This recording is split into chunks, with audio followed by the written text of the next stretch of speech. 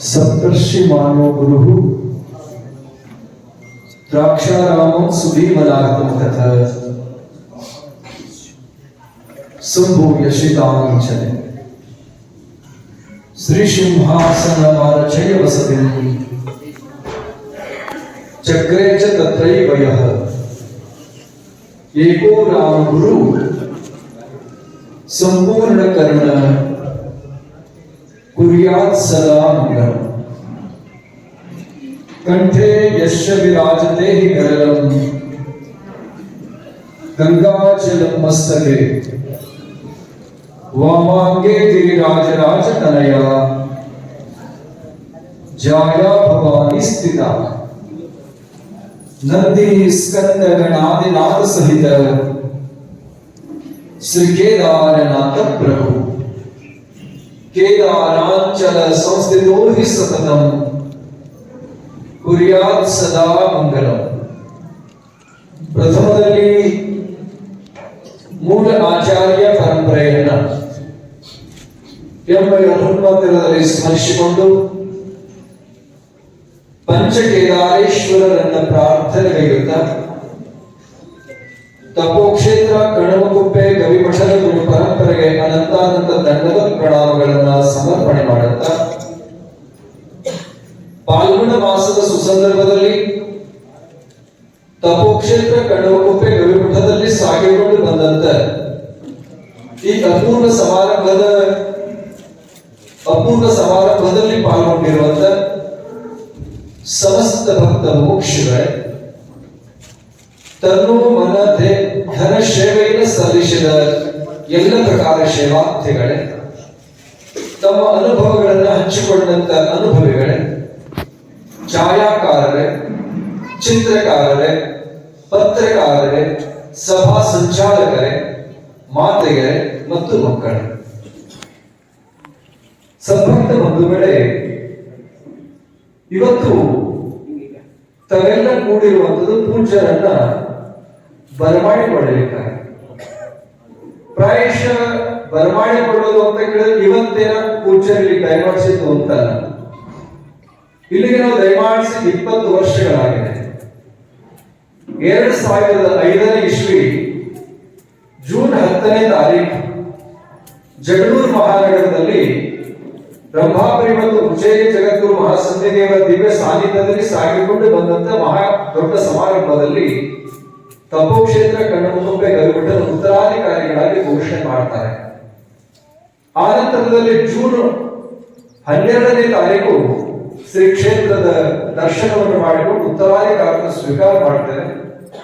ಅದೇ ಜೂನ್ 27ನೇ ತಾರೀಕಿನಿಂದ ಶ್ರೀ ಮಠದಲ್ಲಿ ನಿವಾಸವನ್ನು ಪ್ರಾರಂಭ ಮಾಡ್ತೇವೆ 2005ನೇ ಇಸ್ವಿ. ಆ ನಂತರದಲ್ಲಿ 2006ನೇ ಇಸ್ವಿ ಮೇ 10ನೇ ತಾರೀಕು ಶ್ರೀ ಗುರು ಪಠಾಧಿಕಾರ ಕಾರ್ಯಕ್ರಮ ಶ್ರೀ ಮಠಕ್ಕೆ ಆಗುತ್ತೆ. ಸ್ವಾಮಿಗಳು ಹೇಳಿದರು ಏನು ಅಂತ ಕೇಳಿದ್ರೆ, ಕೇದಾರ ಪೀಠದ ಉತ್ತರಾಧಿಕಾರಿಗಳಾಗಿ ಆಯ್ಕೆಯಾಗಿದ್ದಾರೆ, ಅದಕ್ಕಾಗಿ ಪೂಜ್ಯರನ್ನು ಇವತ್ತು ಬರಮಾಡಿಕೊಳ್ತಾ ಇದ್ದೇವೆ ಅಂತಕ್ಕಂಥ ಮಾತನ್ನ ಪ್ರಾಸ್ತಾವಿಕವಾಗಿ ನುಡಿದರು. ಪ್ರಾಯಶಃ ಇದು ಬಯಸದೆ ಬಂದ ಭಾಗ್ಯ ಅಂತ ಹೇಳಿ, ಅಂದ್ರೆ ಯಾವತ್ತೂ ಕೂಡ ನಾವು ಬಯಸಿಲ್ಲ, ಯಾವುದನ್ನು ಬಯಸಿಲ್ಲ. ಒಂದು ಕಡೆ ಕೂಡ ಸುಭಾಷಿತಕಾರ ಹೇಳ್ತಾ ಇದ್ದಾರೆ, ಭಗವಾನ್ ದೇತಾ ಹೈ ತೋ छत पर फाड़ कर देता है, भगवान लेता है तो चमड़ उखाड़ के लेता है, भगवान के पास देर है किंतु अंधेर नहीं रहते. ಬಹಳ ಲಕ್ಷ್ಯ ಉಂಟು ಕೇಳಿ ನಾವು ಎಂಥ ಮಾತು ಅಂತ ಕೇಳಿದ್ರೆ, ಭಗವಂತ ಏನಾದ್ರೂ ನಮ್ಮ ಮೇಲೆ ಪ್ರಸನ್ನನಾದ ಅಂತ ಕೇಳಿದ್ರೆ ನಾವು ಮಾಡುವಂತ ಕಾಯಕದಲ್ಲಿ ಶ್ರದ್ಧೆಯನ್ನು, ನಿಷ್ಠೆ, ತ್ಯಾಗ, ಸದ್ಗುಣ, ಸದಾಚಾರ, ಸದ್ಭಾವನೆ, ಕಾಯಕ ನಿಷ್ಠೆ ಇದೆಲ್ಲವನ್ನು ನೋಡಿ ಏನಾದ್ರೂ ಭಗವಂತ ನಮ್ಮ ಮೇಲೆ ಪ್ರಸನ್ನನಾದ ಅಂತ ಕೇಳಿದ್ರೆ ಅವನು ಕೊಡ್ತಾನೆ. ಹೇಗೆ ಕೊಡ್ತಾನೆ? ಚಪ್ಪರ್ ಪಾಡ್ಯ ದೇತಾನೆ. ನಮ್ಮ ಮನೆಯ ಚಪ್ಪರವನ್ನು ಹರಿದು ಸುರಿಸ್ತಾ ಇಲ್ಲ. ಏನ್ ಕೊಡ್ತಾ ಇದ್ದಾನೆ? ಸುಖ, ಶಾಂತಿ, ನೆಮ್ಮದಿ, ಆರೋಗ್ಯ, ಸಂಪತ್ತಿ, ಅಧಿಕಾರ, ಸ್ಥಾನ, ಮಾನ, ಗೌರವ ಎಲ್ಲವನ್ನ ಕೊಟ್ಟು ಆಶೀರ್ವಾದವನ್ನು ಮಾಡುವಂತರು ಯಾರು? ಕೇವಲ ಭಗವಂತ ಒಬ್ಬನೇ ಅನ್ನೋದನ್ನ ನಾವೆಲ್ಲ ನೆನ್ಪಿಟ್ಕೋಬೇಕು. ಸದ್ಭಕ್ತ ಬಂಧುಗಳೇ ಮುಂದುವರೆದು ಹೇಳ್ತಾರೆ ಎರಡನೇ ಮಾತು, ಭಗವಾನ್ ಲೇತ ಹೈತೋ ಚಮಡ ಉಖಾಡ್ ಕೆ ಲೇತಾ ಹೈ. ಅವನೇನಾದ್ರೂ ತಗೋಬೇಕು ಅಂತ ಮನಸ್ಸು ಮಾಡಿದ್ರೆ, ತಗೋಬೇಕು ಅಂತ ಕೇಳಿದ್ರೆ ಅವನು ಸುಮ್ಮನೆ ತಗೊಳಲ್ಲ. ನಮಗೆ ಆಶೀರ್ವಾದ ಮಾಡಿ ಭಗವಂತ ತಗೊಳಕ್ ಇಚ್ಛೆ ಪಡಲ್ಲ. ತಗೊಳ್ಳುವಂತ ಅನಿವಾರ್ಯತೆ ಬಂತು ಅಂತ ಕೇಳಿದ್ರೆ ಚಮಡ ಉಖಾಡ್ ಕೆ ಲೇತಾ ಹೈ, ಚರ್ಮವನ್ನ ಸುರಿದು ತಗೋತಾನೆ. ಹೇಗೆ ತಗೋತಾನೆ? ಮನುಷ್ಯನಿಗೆ ಅಜ್ಞಾನ, ಅವಿವೇಕ, ಅಹಂತೆ, ದುರ್ವ್ಯವಹಾರಗಳು ತುಂಬಿ ತುಳುಕ್ತಾ ಇತ್ತು ಅಂತ ಕೇಳಿದ್ರೆ ಚರ್ಮವನ್ನು ಬಿಡುವುದಿಲ್ಲ. ತ್ರಿಪುರಾಸುರರಿಗೆ ಎಲ್ಲ ಸಂಪದವನ್ನು ಕೊಟ್ಟ. ಅವರ ಅಹಂಕಾರ ನಾಶವಾದಾಗ ಶಿವ ಅವರನ್ನು ಲಯ ಮಾಡಿದ. ರಾವಣಾಸುರನಿಗೆ ಆತ್ಮಲಿಂಗವನ್ನೂ ಕೊಟ್ಟ. ಅವರ ಅಹಂಕಾರನ ಹೆಚ್ಚಾದಾಗ, ಅವರ ಅವಿವೇಕ ಹೆಚ್ಚಾದಾಗ ಶ್ರೀರಾಮ ಪ್ರಭು ಅವತರಿಸಿ ಅವನನ್ನು ಸಂಹಾರ ಮಾಡಿದ. ಆನಂತರದಲ್ಲಿ ರಕ್ತ ಭೀಷಣಿಗೆ ಆಶೀರ್ವಾದನ ಬ್ರಹ್ಮದೇವ ಮಾಡಿದ. ಅವನ ಅಟ್ಟಹಾಸ ಹೆಚ್ಚಾದಾಗ ದೇವಿ ಪ್ರಕಟಗೊಂಡು ಅವನ ಸಂಹಾರ ಮಾಡಿದ. ಶುಂಭ ನಿಶುಂಭರಿಗೆ ಅತ್ಯಂತ ಪ್ರಬಲವಾದಂತ ವರವನ್ನ ಪರಮಾತ್ಮ ಕೊಟ್ಟ, ವಿಷ್ಣು ಪರಮಾತ್ಮ ಕೊಟ್ಟ. ಆ ಅಹಂಕಾರ ಹೆಚ್ಚಾದಾಗ, ದುರಾಚಾರ ಜಾಸ್ತಿ ಆದಾಗ, ದುರ್ವಿಚಾರಗಳು ಹೆಚ್ಚಾದಾಗ ಅವರು ಸಂಹಾರ ಮಾಡಿದ್ರು ದೇವಿ. ಅಂದ್ರೆ ಇತಿಹಾಸವನ್ನ ನೀವೆಲ್ಲ ನೋಡಿದ್ದೀರಿ. ದುರ್ಯೋಧನಿಗೆಲ್ಲ ಸಂಪತ್ತಿ ಕೊಟ್ಟ ಭಗವಂತ ಅಹಂಕಾರ ಹೆಚ್ಚಾದಾಗ ಅವನನ್ನು ಸಂಹಾರ ಮಾಡಿಸಿದ. ಅಂದ್ರೆ ಸದ್ಭಕ್ತ ಬಂಧುಗಳೇ, ಕೊಡೋನು ಯಾರು? ಭಗವಂತ. ತಗೊಳ್ಳೋನು ಯಾರು? ಭಗವಂತ.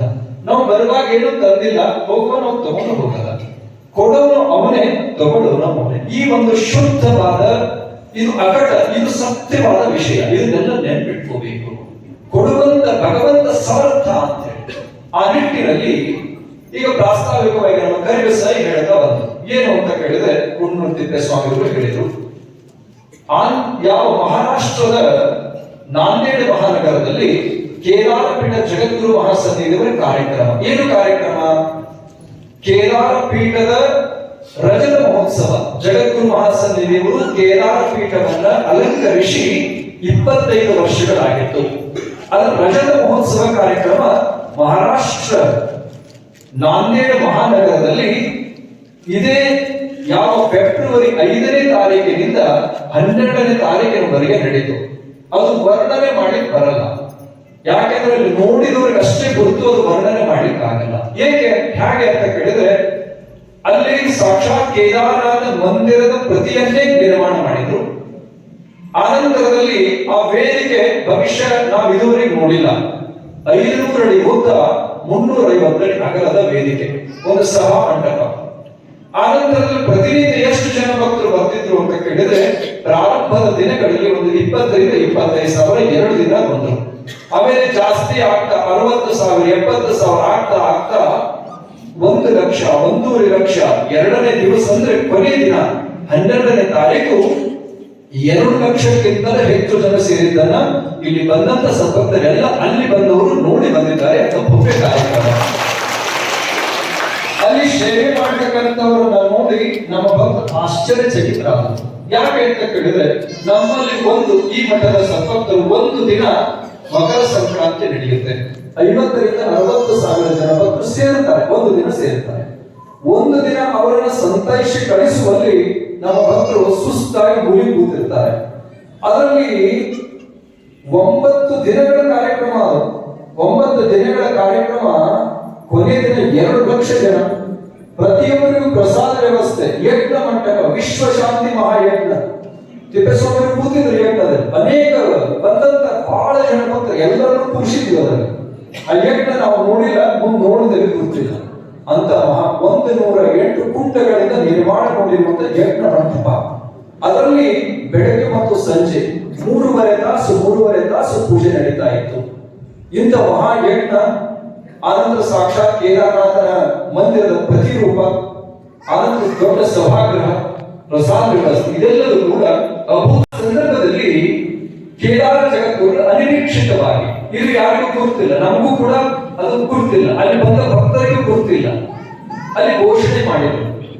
ನಾವು ಅಪೇಕ್ಷಿತರೇನಲ್ಲ, ಅದು ಆಗಬೇಕು ಅಂತ ಇಚ್ಛೆ ಏನಿಲ್ಲ. ಯಾಕೆ ಅಂತ ಕೇಳಿದ್ರೆ 2013ನೇ ಇಸ್ವಿಯಲ್ಲಿ ಇದೇ ಕಲ್ಯಾಣ ಮಂಟಪದಲ್ಲಿ, ಇದೇ ಜಾಗದಲ್ಲಿ ಮಹಾಸನ್ನಿಧಿಯವರ ಅನುಷ್ಠಾನ ಕಾರ್ಯಕ್ರಮ 1 ತಿಂಗಳು ನಡೆದಿತ್ತು. ನೀವೆಲ್ಲ ಸಾಕ್ಷಿಭೂತರಿದ್ದೀರಿ. ಆ ಸಂದರ್ಭದಲ್ಲಿ ಮೊದಲ ದರ್ಶನ ಅವಾಗೆ ನಾವು ಹಿಂದೆ ಹಾಗೆ ದರ್ಶನ ಮಾಡಿದ್ವಿ ಅಂದ್ರೆ ಅತ್ಯಂತ ಆತ್ಮೀಯ ಭೇಟಿ ಅವಾಗಿಂದ ಅವರ ಸೇವೆಯನ್ನ ಮಾಡ್ತಾ ಬಂದ್ವಿ. ಒಬ್ಬ ತಪಸ್ವಿಗಳು, ಸಿದ್ಧಿ ಪುರುಷರು, ವಾಗ್ಮಿಗಳು, ಆನಂತರದಲ್ಲಿ ಬಹುಭಾಷಾ ಪಂಡಿತರು, ಸಾಕ್ಷಾತ್ ಕೇದಾರನಾಥನ ಮುಕುಟವನ್ನು ಧರಿಸುವಂತವರು, ಕೇದಾರನಾಥ ಮಂದಿರದ ಬಾಗಿಲನ್ನು ತೆಗೆಯುವಂತ ಅಧಿಕಾರವನ್ನು ಉಳ್ಳವರು, ಸಂಪೂರ್ಣ ಕೇದಾರ ಖಂಡದ ಸಾಕ್ಷಾತ್ ಬುಲಂದ ಕೇದಾರನಾಥ ಅಂತ ಹೆಸರನ್ನ ಪಡೆದವರು ಮಹಾನ್ ತಪಸ್ವಿಗಳು. ಅವರ ದರ್ಶನ ಆಗಿದ್ದು ನಮ್ಮ ಸೌಭಾಗ್ಯ. ಅವರ ಸೇವೆಯನ್ನ ಮಾಡಲಿಕ್ಕೆ ಸಿಕ್ಕಂತ ಅವಕಾಶ ಎಷ್ಟೋ ಜನರ ಸುಕೃತ ಸೌಭಾಗ್ಯ. ಸೇವೆ ಮಾಡ್ತಾ ಬಂದಿದ್ವಿ. ಅವರ ಮನಸ್ಸಲ್ಲಿ ಭಗವಂತ ಏನು ಪ್ರೇರಣೆ ಮಾಡಿದ್ನು, ಅವರೇನು ಇಚ್ಛೆ ಪಟ್ಟರು ಈ ರೀತಿ ಆಯ್ಕೆ ಮಾಡಿದ್ರು. ಅವತ್ತು ಫೆಬ್ರವರಿ 12ನೇ ತಾರೀಕು, ನಮ್ಮ ನಿರೀಕ್ಷೆಯಲ್ಲಿಲ್ಲ. 12ನೇ ತಾರೀಕು ಮಧ್ಯಾಹ್ನ 12ರಿಂದ 1 ಗಂಟೆ ಸಮಯ, ಮಧ್ಯಾಹ್ನ ಸಮಯದಲ್ಲಿ ಅವತ್ತು ಘೋಷಣೆ ಮಾಡ್ತಾರೆ. ವಿಡಿಯೋ ನೀವು ನೋಡಿರ್ಬೇಕು. ನಮಗೆ ಗಾಬರಿ, ನಾವೆಲ್ಲ ತಿರುಗಿ ನೋಡ್ತಾ ಇದೀವಿ, ಯಾರು ಹೇಳಕತ್ತಾರೋ ಅಂತ. ಅಂದ್ರೆ ಘೋಷಣೆ ಮಾಡಿದ್ರು ಆಶ್ಚರ್ಯಚಕಿತವಾಗಿ ಹೋಗಿ ದರ್ಶನ ಆಶೀರ್ವಾದವನ್ನು ಪಡ್ಕೊಂಡ್ವಿ. ಪ್ರಾಯಶಃ ಪಂಚಪೀಠಗಳಿದ್ದಾವೆ ನಮ್ಮ ಧರ್ಮದಲ್ಲಿ. ಶ್ರೀಮದ್ ರಂಭಾಪುರಿ ವೀರ ಸಿಂಹಾಸನ ಪೀಠ, ಇಲ್ಲಿ ಪಕ್ಕದಲ್ಲಿ ಶ್ರೀಮದ್ ಉಜ್ಜಯಿನಿ ಸದ್ಧರ್ಮ ಸಿಂಹಾಸನ ಪೀಠ, ಹಿಮಾಲಯದಲ್ಲಿ ಶ್ರೀಮದ್ ಹಿಮೋಕೇದಾರ ವೈರಾಗ ಸಿಂಹಾಸನ ಸಂಸ್ಥಾನ ಪೀಠ, ಆನಂತರದಲ್ಲಿ ಶ್ರೀಶೈಲದಲ್ಲಿ ಶ್ರೀಶೈಲ ಪೀಠ, ಆನಂತರದಲ್ಲಿ ವಾರಣಾಸಿ ಕಾಶಿ ಜ್ಞಾನ ಸಿಂಹಾಸನ ಮಹಾಸಂಸ್ಥಾನ ಪೀಠ. ಈ ಪಂಚಪೀಠಗಳಿದ್ದಾರೆ. ಪಂಚಪೀಠಗಳಲ್ಲಿ ಕೇದಾರ ಪೀಠ ಬಹಳ ವಿಚಿತ್ರ ಮತ್ತು ವಿಶಿಷ್ಟ. ಅಲ್ಲಿ ಕೇದಾರನಾಥ ಮಂದಿರ ಬಾಗಿಲು ತೆಗೆಯೋರು ಇವರೇ, ಬಾಗಿಲು ಮುಚ್ಚೋರು ಇವರೇ. ರಾಷ್ಟ್ರಪತಿಗಳಿಗೆ ಅವಕಾಶ ಇಲ್ಲ, ರಾಜ್ಯಪಾಲರಿಗಿಲ್ಲ, ಪ್ರಧಾನಮಂತ್ರಿಗಳಿಗಿಲ್ಲ, ಮುಖ್ಯಮಂತ್ರಿಗಳಿಗಿಲ್ಲ, ಯಾರಿಗೂ ಇಲ್ಲ ಅವಕಾಶ. ಕೇವಲ ಕೇದಾರ ಪೀಠದ ಜಗದ್ಗುರುಗಳ ಅಮೃತ ಹಸ್ತದಿಂದ ಕೇದಾರನಾಥನ ಬಾಗಿಲು ತೆಗೆಯಲ್ಪಡುತ್ತೆ, ಮುಚ್ಚಲ್ಪಡುತ್ತೆ. ಅಷ್ಟು ಸಂಪೂರ್ಣ ಅಧಿಕಾರ ಅವರ ಕೈಯಲ್ಲಿ. ಆನಂತರ ಜಗತ್ತಿನಲ್ಲಿ ಒಂದು ವಿಶೇಷ, ಒಂದು ಜ್ಯೋತಿರ್ಲಿಂಗಕ್ಕೆ ಧರಿಸುವಂತ ವಜ್ರ ಖಚಿತವಾದ ಸುವರ್ಣ ಕಿರೀಟ. ವಜ್ರ ಖಚಿತವಾದ ಸುವರ್ಣ ಕಿರೀಟ ನೀವೆಲ್ಲ ಅದು ನೋಡಿರಿ. ಜಗದ್ಗುರುಗಳು ಧರಿಸುವ 1 ತಿಂಗಳಲ್ಲಿ ಪೂಜೆ ನಡೆಸಿದ್ರು. ಆ ಕಿರೀಟ ಶ್ರೀಮಠದಿಂದಲೇ ನಿರ್ಮಾಣ, ಹೊಸ ಕಿರೀಟವನ್ನು ಅಲ್ಲಿ ಅರ್ಪಣೆ ಮಾಡಿದ್ದು ಆಗಿದೆ. ಅದು ನಿಮಗೆಲ್ಲ ತಿಳಿದಂತ ವಿಷಯ. ಆ ಕಿರೀಟ ಏನಿರ್ತದಲ್ಲ, ಶಿವದ ಮೇಲೆ 6 ವರ್ಷ ಇರುತ್ತದೆ. 6 ತಾಸು ಕೇದಾರನಾಥನಿಗೆ ತರಿಸ್ತಾರೆ. ಇದು ಎಷ್ಟು? 6 ತಿಂಗಳು. ಇನ್ನು ಯಾವಾಗ ಅಂತ ವೈಶಾಖ ಮಾಸದಿಂದ ಕಾರ್ತಿಕ ಶುದ್ಧ ದ್ವಿತೀಯ ಪರ್ಯಂತರವಾಗಿ 6 ತಿಂಗಳು ಕೇದಾರನಾಥನ ಶಿರದ ಮೇಲೆ ವಜ್ರ ಖಚಿತವಾದ ಸುವರ್ಣ ಕಿರೀಟ ಇರುತ್ತೆ. 6 ಗಂಟೆ ಇರುತ್ತೆ ಪ್ರತಿನಿತ್ಯ. ಆನಂತರದಲ್ಲಿ ಕಾರ್ತಿಕ ಮಾಸದಲ್ಲಿ ಕೇದಾರನಾಥ ಮಂದಿರ ಬಂದಾಗತ್ತೆ. ಆ ಕಿರೀಟದಲ್ಲಿ ಬರುತ್ತೆ ಜ್ಯೋತಿರ್ಲಿಂಗದಿಂದ ಉತ್ಸವ ಮೂರ್ತಿಯಿಂದ ಅದು ಎಲ್ಲಿಗೆ ಬರ್ತದೆ ಅಂತ ಕೇಳಿದ್ರೆ ಕೇದಾರ ಪೀಠದ ಜಗದ್ಗುರುಗಳ ಮಸ್ತಕದ ಮೇಲೆ ಬರ್ತದೆ, ಮಸ್ತಕದ ಮೇಲೆ ಬರುತ್ತೆ. ಅದಕ್ಕೆ ಜಗತ್ತಿನಲ್ಲಿ ಬುಲಂದ ಕೇದಾರನಾಥ್ ಅಂತ ಕರೀತಾರೆ. ಮಾತನಾಡುವ ಕೇದಾರನಾಥ್ ಅಂತ ಹೇಳಿ ಕೇದಾರ ಜಗದ್ಗುರುಗಳಿಗೆ ಕರೀತಾರೆ. ಸದ್ಭಕ್ತ ಬಂಧುಗಳೇ, ಅಂತ ದೊಡ್ಡ ಸ್ಥಾನ ಇದು ಅಗಮ್ಯ, ಅಗೋಚ, ಅಪ್ರತಿಮ ಅಂತ ಹೇಳಿ. ಅಂದ್ರೆ ಪೀಠವನ್ನ ಧರಿಸುವಂತ ಇತಿಹಾಸ ಹಿಂದೆಲ್ಲ ಕೇಳ್ತದೆ, ಹಿಂದಿನವ್ರಿಗೆ ಇದು ಕೇಳ್ತದಲ್ಲ. ಅಂದ್ರೆ ಜಗತ್ತಿನಲ್ಲಿ ಮಸ್ತಕದ ಮೇಲೆ ಬರುವಂತ ಇತಿಹಾಸ ಎಲ್ಲಿಯಾದ್ರೂ ನಮಗೆ ಜಗತ್ತಿನಲ್ಲಿ ಸಿಗುತ್ತದೆ ಅಂತ ಕೇಳಿದ್ರೆ ಕೇವಲ ಕೇದಾರ ಪೀಠ ಪರಂಪರೆಯಲ್ಲಿ ಅಂತಕ್ಕಂಥದ್ದನ್ನ ಯಾರು ಕೂಡ ಮರಿಬಾರದು, ಯಾರು ಮರಿಬಾರದು. ಅಂದ್ರೆ ಅಂತ ದೊಡ್ಡ ಸ್ಥಾನ ಕೇದಾರ ಪೀಠದ ಜಗದ್ಗುರುಗಳಿಗಿದೆ ಅಂತಕ್ಕಂಥದ್ದು. ಅದು ಯಾವತ್ತೂ ನಾವು ಬಯಸಿಲ್ಲ. ನಿಮಗೆಲ್ಲ ಗುರ್ತಿದೆ ಉಜ್ಜಯಿನಿ ಪೀಠದ ವಿಷಯದಲ್ಲಿ. ಯಾವ ನಮ್ಮ ಇವತ್ತು ಗಡಿಮಾಕುಂಟೆ ಕಲ್ಲಪ್ಪ ಮಾಸ್ಟರ್ ಅಂತ ಇವತ್ತಿಗೂ ಇದ್ದಾರೆ. ಅವರು ಮುಖಾಂತರ ಮರುಳು ಸಿದ್ಧ ಜಗದ್ಗುರುಗಳು ನಮ್ಮನ್ನು ಕರೆಸಿದ್ರು. 4 ತಾಸುಗಳ ಚರ್ಚೆ ಆಯಿತು. ಅವರು ಸಾಕಷ್ಟು ಹೇಳಿದರು, ನೀವು ಇದನ್ನು ಪೀಠವನ್ನು ನಿರ್ವಹಣೆ ಮಾಡ್ಕೊಂಡು ಹೋಗ್ರಿ, ಈ ಭಾಗದ ಭಕ್ತರ ಇಚ್ಛೆ ಇದೆ ಅಂತೇಳಿ. ಅಕ್ಷರ ಕೂಡ ಸತ್ಯ. ಅವತ್ತು ನಾವು ಒಪ್ಪಲಿಲ್ಲ, ನಾವು ಒಪ್ಪಿಗೆ ಕೊಡಲಿಲ್ಲ. ಇಲ್ಲೆಲ್ಲ ಸಾಕಷ್ಟು ಜನ ಅಲ್ಲಿ ಪಕ್ಕದವರು ಮಂಗಾಪುರ ಎಲ್ಲ ಇದ್ದೀರಿ. ಎಲ್ಲರೂ 4 ತಾಸು ಚರ್ಚೆ ಮಾಡಿದ್ರು. ಅವ್ರ ಆರೋಗ್ಯ ಸ್ಥಿತಿ ವ್ಯತ್ಯಾಸವಾದಾಗ ಗಡಿಮಾಕುಂಟೆ ಕಲ್ಲಪ್ಪ ಮಾಸ್ಟ್ರು ಅವ್ರ ಮುಖಾಂತರ ಕರೆಸ್ಕೊಂಡಿದ್ರು. 4 ತಾಸು ಚರ್ಚೆ ಮಾಡಿದಾಗ ಒಪ್ಪಲಿಲ್ಲ ನಾವು. ಬುದ್ಧಿ, ಇದನ್ನು ನಿರ್ವಹಣೆ ಮಾಡುವಂತ ಶಕ್ತಿ ನಮಗಿಲ್ಲ, ಇದು ದೊಡ್ಡ ಸ್ಥಾನ ಆಗತ್ತೆ. ನಾವು ಭಾಷಾ ಪಂಡಿತರಲ್ಲ, ದೊಡ್ಡ ವಿದ್ವಾಂಸರಲ್ಲ, ಏನು ಅಲ್ಲ ಅಂತ ಎಷ್ಟು ಹೇಳಿದ್ರು ಕೂಡ ಬಹಳ ಅವ್ರ ಹಠ ಅವರೂ ಮಾಡಿದ್ರು. ನಾವು ಸಾಷ್ಟಾಂಗ ಹಾಕಿ ಕ್ಷಮಾಯಾಚನೆ ಮಾಡಿ ಬಂದಿದ್ದಾಗಿತ್ತು. ಅಲ್ಲಿ ಒಪ್ಪಿಸ್ಲಿಕ್ಕಾಗಿ ಅನೇಕ ಸಾರಿ ಬಂದಿದ್ರು, ಅದನ್ನು ಒಪ್ಪಿರಲಿಲ್ಲ. ಈ ಪೀಠವನ್ನು ಕೂಡ ಅದೇ ಸಂದರ್ಭದಲ್ಲಿ ಸನ್ನಿಧಿಯವರು ಎಷ್ಟೇ ಸಾರಿ ಅಪ್ಪಣೆ ಮಾಡಿದರೂ ಕೂಡ ನಾವು ಅದಕ್ಕೆ ಒಪ್ಪಿಗೆ ಕೊಟ್ಟಿರಲಿಲ್ಲ ಮೊದಲ ಬಾರಿ. ಆನಂತರದಲ್ಲಿ ಭಗವಂತನ ಆದೇಶ ಅಂತೇಳಿ ನಮ್ಮ ಅತ್ಯಂತ ಆತ್ಮೀಯ ಭಕ್ತರು ಶಿವಾಚಾರ್ಯರು ಸಾಕಷ್ಟು ಒತ್ತಡ ಹಾಕಿದಾಗ ಆ ಕಾರ್ಯ ನಿರ್ವಹಣೆ ಮಾಡಿದ್ದಾಗೆ. ಅಂದ್ರೆ ತಾತ್ಪರ್ಯ ಏನು ಅಂತ ಕೇಳಿದ್ರೆ, ಸದ್ಭಕ್ತ ಬಂಧುಗಳೇ, ನಮ್ಮ ಅತ್ಯಂತ ಆತ್ಮೀಯ ಭಕ್ತರು ಇಲ್ಲಿ ಕೂಡಿದ್ದಾರೆ. ನಿಮ್ಗೆ ಹೇಳೋದಿಷ್ಟೇ, ನಾವೆಲ್ಲರೂ ಕೂಡ ಕರ್ತವ್ಯವನ್ನಷ್ಟೇ ಮಾಡಬೇಕು. ಕರ್ತವ್ಯ ಅಷ್ಟೇ ಮಾಡೋದು. ಫಲಾಫಲವನ್ನ ಭಗವಂತನ ಚರಣದ ಮೇಲೆ ಇಡಬೇಕು, ಅವನ ಪಾದಕ್ಕೆ ಬಿಟ್ಬಿಡಬೇಕು. ಈಗ ನೋಡಿ, ನೀವು ಏನು ನಿರೀಕ್ಷೆ ಮಾಡ್ತೀರೋ ನಿಮಗಿಂತ ಹೆಚ್ಚು ನಿರೀಕ್ಷೆಯನ್ನು ನಿಮ್ಮ ತಾಯಿ ತಂದೆ ಮಾಡ್ತಾರೆ ಅಲ್ವಾ? ನೀವು ಏನು ಬಯಸ್ತೀರೋ ನಿಮಗಿಂತ ನಿಮ್ಮ ಶ್ರೇಯಸ್ಸನ್ನು ಹೆಚ್ಚು ಪಡ್ತೇವೋ, ನಮಗಿಂತ ಹೆಚ್ಚು ನಮ್ಮ ಬಗ್ಗೆ ಕಾಳಜಿ ವಹಿಸುವಂತವರು ಯಾರು ಅಂತ ಕೇಳಿದ್ರೆ ಶಿವ ಪಾರ್ವತಿಯರು. ಅದಕ್ಕೆ ಹೇಳ್ತಾರೆ ಜಗತಃ ಪಿತರ ಒಂದೇ ಪಾರ್ವತಿ ಪರಮೇಶ್ವರು. ಜಗತ್ತಿಗೆ ಶಿವ ಪಾರ್ವತಿಯರು ತಾಯಿ ತಂದೆ. ಹಾಗಾಗಿ ಅವರು ಏನು ಮಾಡ್ತಾರೆ ಅಂತ ಕೇಳಿದ್ರೆ, ನಾವೇನು ಅನ್ಕೋತೇವೆ, ನಾವೇನಾದ್ರೂ ಒಂದು ಆಗಿಲ್ಲ ಅಂದ ತಕ್ಷಣ ನಾವು ಬೇಡಿರ್ತೇವೆ. ಇದು ಆಗ್ಲಿಲ್ಲ ಅಂದ ತಕ್ಷಣ ನಾವು ಬಹಳ ಬೇಜಾರು ಮಾಡ್ಕೋತೇವೆ.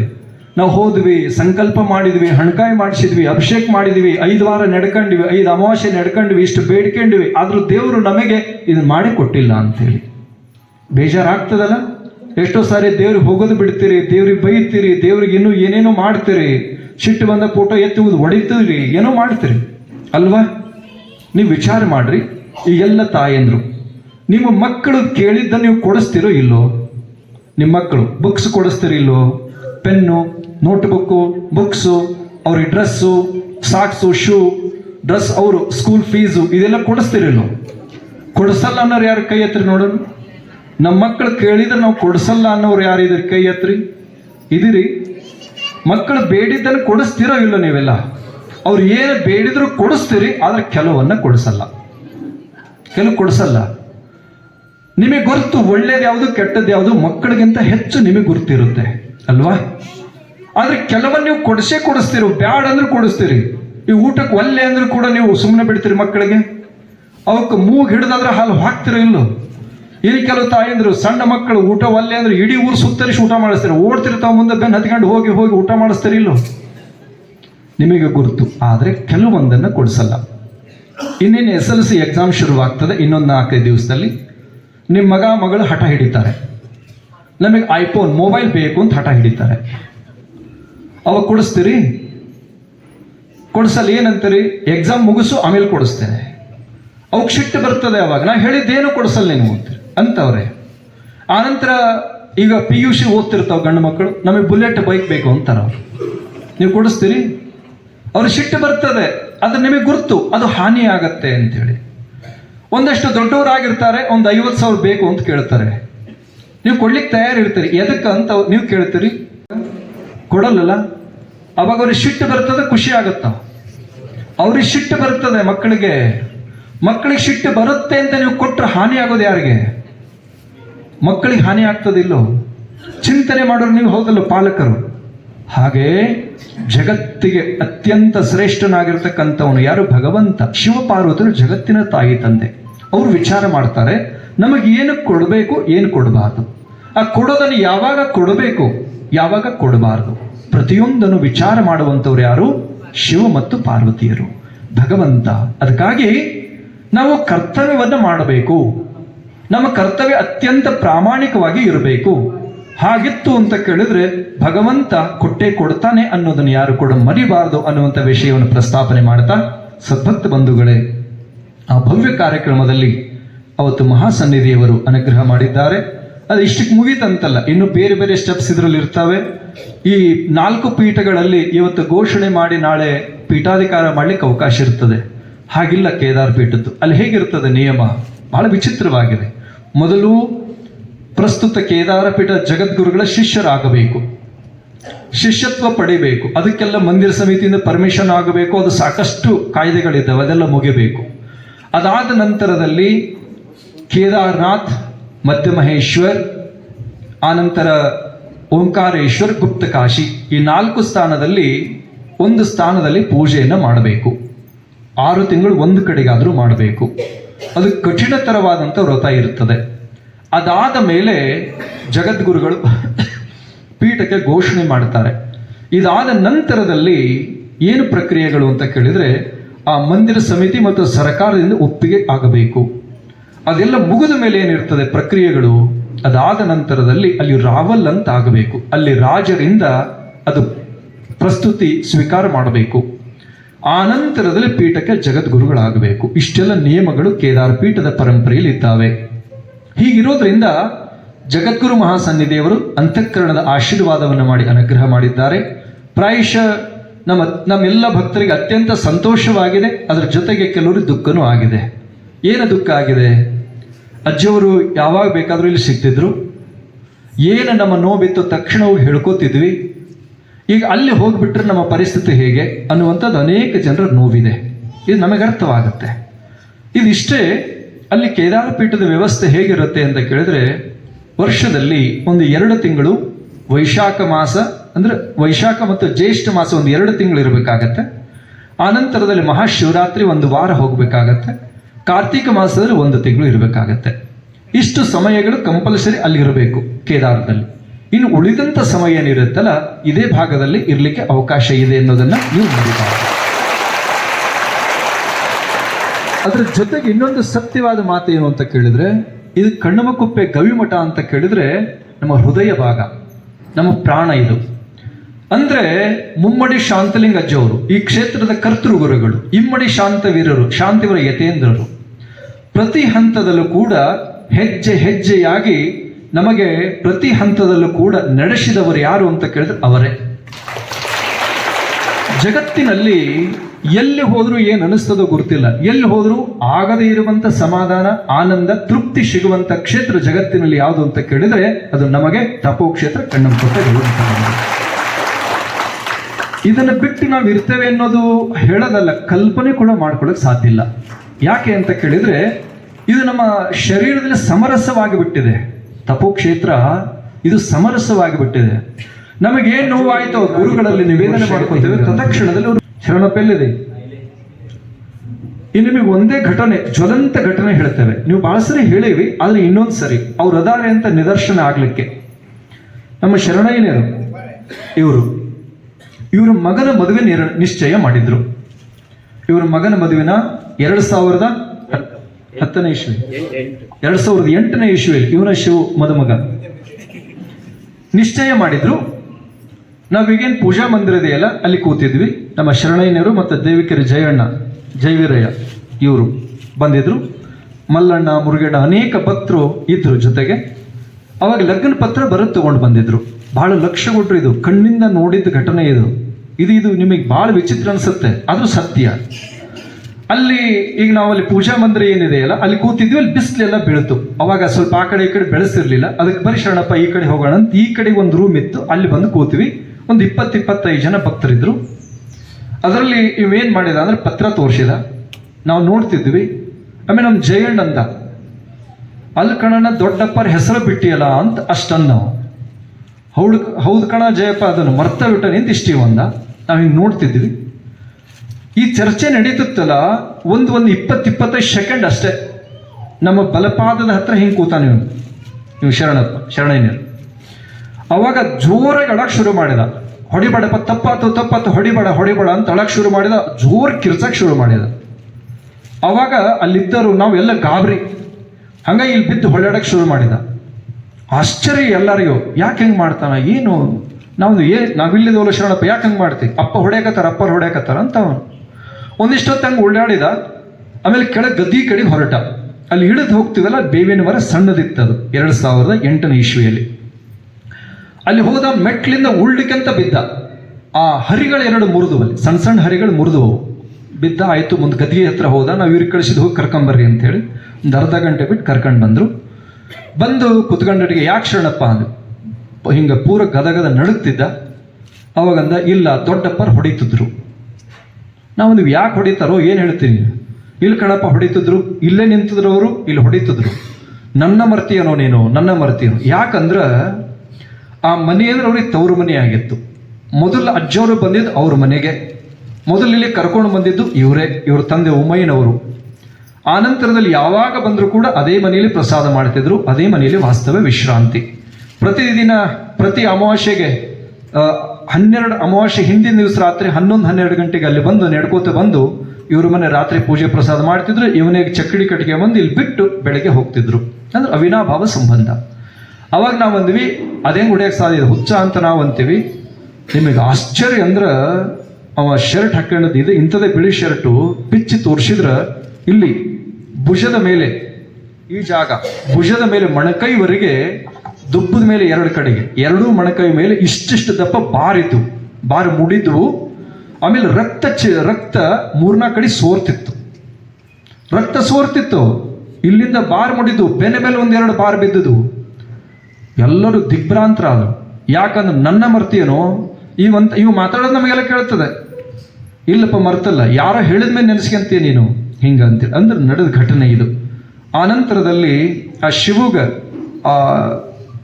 ಯಾವ ಕನ್ಯೆ ಅದು ಗೌರಿಪುರಕ್ಕಲ್ಲಿ ದೇವಸ್ಥಾನಕ್ಕೂ ಕಲಶಾರೋಹಣಕ್ಕೆ ಹೋದಾಗ ಇವನ ಹೆಂಡತಿಗೆ ಆ ಸಣ್ಣ ಹುಡುಗಿ ಇನ್ನು 3-4ನೇ ಕ್ಲಾಸ್ ಇದ್ದಾಗ ಹೋಗ್ಯಾರ ಅವ್ರು ಅವತ್ತು ಹೇಳಿದ್ರಂತ ಅಜ್ಜೋರು, ಮುಂದೆ ನಮ್ಮ ಮಠದ ಅತ್ಯಂತ ಆತ್ಮೀಯ ಭಕ್ತನ ಜೊತೆಗೆ ಮದುವೆ ಆಗತ್ತೆ, ನಮ್ಮ ಮಠದಲ್ಲೇ ಆಗತ್ತೆ ಅಂತ ಅವತ್ತು ಆಶೀರ್ವಾದ ಮಾಡಿ ಬಂದಿದ್ರು ಆ ಹುಡುಗಿಗೆ. ಅದು ಮಠದಲ್ಲೇ ಮದುವೆ ಆಯಿತು. ಆನಂತರ ಹೊಡೆತ ತಿನ್ನೋನು ಇದೇ ಜಯಣ್ಣ. ಅದಕ್ಕೆ ಸಾಕ್ಷಿಯಾಗಿ ನಮ್ಮ ಮುರುಗಣ್ಣ, ಮಲ್ಲಣ್ಣ ಮತ್ತು ಜಯಣ್ಣ ಅನೇಕರು, ನಮ್ಮ ಶರಣಪ್ಪ ಹೊಡೆತ ತಿಂದಿದ್ದು. ಅಂದರೆ ಇದನ್ನು ನಿಮಗೆ ಹೇಳುವಂಥ ಉದ್ದೇಶ ಏನು ಅಂತ ಕೇಳಿದರೆ, ಕಣದಲ್ಲೂ ಅವರಿದ್ದಾರೆ. ಇಲ್ಲಿ ಈ ಕ್ಷೇತ್ರ ನಡೀತದೆ ಅಂತ ಕೇಳಿದರೆ, ಈ ಕ್ಷೇತ್ರ ಏನಾದರೂ ನಡೀತದೆ ಅಂತ ಕೇಳಿದರೆ ಅವ್ರ ಕೃಪಾ ಕಾರುಣ್ಯದಿಂದ. ಅಲ್ರಿ, ನಾವು ಯಾವ ಗಿಡ ತೊಪ್ಪಲ ನಾವು ಎಷ್ಟು ಸರಿ ಪ್ರಶ್ನೆ ಮಾಡ್ತೀವಿ. ಶಿಕಾರಿಪುರ ತಾಲೂಕು ಶಿವಮೊಗ್ಗ ಜಿಲ್ಲೆ ಚಿಕ್ಕ ಮಾಗಡಿ ಅಂತ ಕಡು ಬಡತನದ ಕುಟುಂಬ. ಅಲ್ಲಿಂದ ಇಲ್ಲಿ ಬರಬೇಕು. ಇಲ್ಲಿ ಬಂದ ಸಂದರ್ಭದಲ್ಲಿ ಹೊಸದಾಗಿ ಬಂದಾಗ ಒಂದು ಮುಟ್ಟಿಗೆ ಅಕ್ಕಿಲ್ಲ ನಮಗೆ 12 ರೂಪಾಯಿ 50 ಪೈಸೆ ಅವತ್ತಿದ್ದ. ಗುರುಕೃಪಾ. ನಾವು ಏನೇ ಒಂದು ನಿರ್ಣಯವನ್ನು ತಗೊಳ್ಳಲ್ಲ, ಪ್ರತಿಯೊಂದನ್ನು ಕೂಡ ಅವರ ಅಪ್ಪಣೆಯನ್ನು ಪಡೆದೇ ನಾವು ಮುಂದೆ ಹೆಜ್ಜೆ ಇಡುವಂಥದ್ದು.